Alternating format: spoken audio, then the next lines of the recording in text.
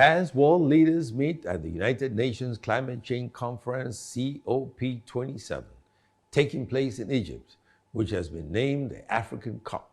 This critical global gathering is throwing the spotlight on how the climate emergency is playing out on the continent and how African countries and global partners are responding. The UN Secretary General Antonio Guterres recently referred to the global phenomenon as climate destruction.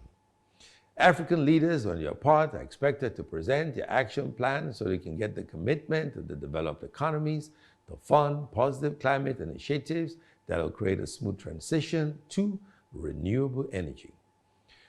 The continent would also demand for the $100 billion climate fund promised to developing countries by the developed world at COP26.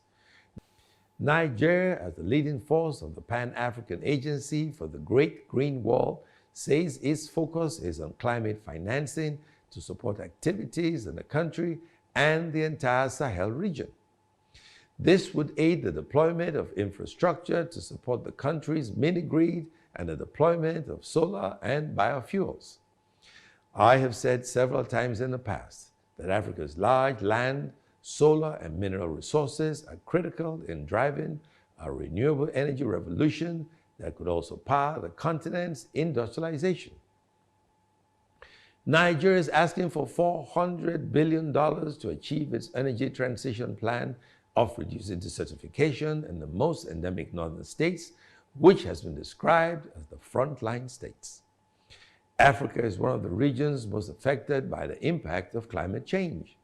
About 79% of Nigeria's farmers have been affected by the ravaging floods and other effects of extreme weather conditions across several states of the Federation, and this poses a huge threat to food security.